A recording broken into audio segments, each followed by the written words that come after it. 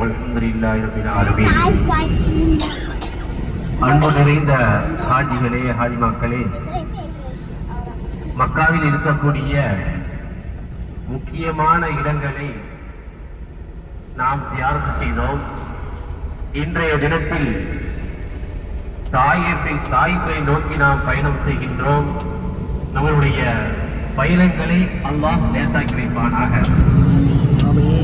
தாயிஃப் செல்லக்கூடிய நேரத்தில் முதலில் ஒட்டக பண்ணை அல்லாஹ் தஆலா குர்ஆனிலேயே அஃபலா யன்துரூன இலல் இப்லி கைஃப குலிகத், ஒட்டகத்தை நீங்கள் பார்க்கவில்லையா என்று அல்லாஹ் குர்ஆனிலே கேட்கின்றான். உலகத்திலே எத்தனையோ மிருகங்களை, உயிரினங்களை அல்லாஹ் படைத்திருக்கின்றான். ஆனால் ஒட்டகத்திற்கு மட்டும் அல்லாஹ் மிகுந்த ஒரு சிறப்பையும் வைத்திருக்கின்றான். அதனுடைய நடைகள், அதனுடைய கால்கள், அதனுடைய வாய்கள் ஒவ்வொன்றையும் மனிதன் சிந்திக்கவில்லையா என்று அல்லாஹ் குர்ஆனிலே கேட்கின்றான். எவ்வளவு மலைகளாக இருந்தாலும், எவ்வளவு பாலைவனமாக இருந்தாலும் அதிலேயே நடந்து செல்லக்கூடிய ஆற்றலை அல்லாஹ் ஒட்டகத்திற்கு கொடுத்திருக்கின்றான்.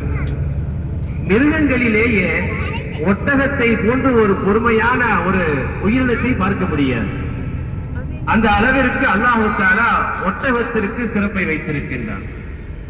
அது அமருகின்ற பொழுது கூட மற்ற மிருகங்கள் எல்லாம் சாய்ந்து உட்காரும்.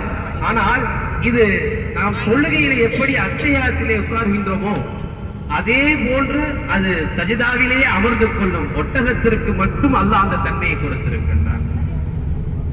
எவ்வளவு சிறப்பை அல்லாஹ் கொடுத்திருக்கின்றான். பெருமானார் ஸல்லல்லாஹு அலைஹி வஸல்லம் அவர்கள் அந்த ஒட்டகத்திலே சவாரி செய்கின்ற பொழுதெல்லாம் நாம் ஒட்டகத்தை பார்த்து அதன் மேலே கை வைப்பது கூட சுன்னத் என்றார்கள் ஸல்லல்லாஹு அலைஹி வஸல்லம்.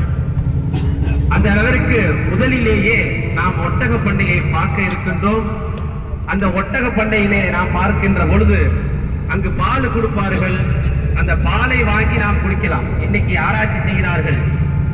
ஒட்டகத்தினுடைய அந்த சிறுநீரை வைத்து இன்னைக்கு ஆராய்ச்சி செய்கின்றார்கள்.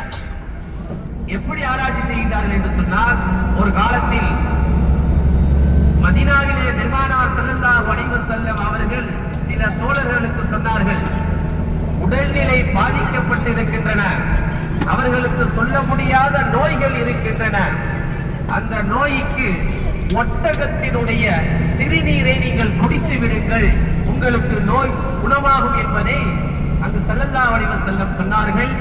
அதே போன்று சஹாபாக்களும் செய்தார்கள். இதை வைத்து ஆராய்ச்சி செய்கின்றார்கள்.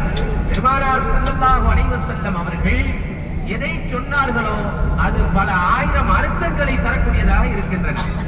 அந்த வகையிலே பார்க்கின்ற பொழுது இன்று அதை ஆராய்ச்சி செய்கின்றார்கள். ஆராய்ச்சி செய்து விடையளிக்கின்றார்கள். கேன்சர் நோய்க்கு மருந்தை கண்டுபிடிச்சிருக்கின்றார்கள். எவ்வளவு பெரிய ஒரு விஷயத்தை இன்று நாம் கற்றுக்கொள்ள வேண்டும் என்பதை நாம் புரிந்து கொள்ள வேண்டும்.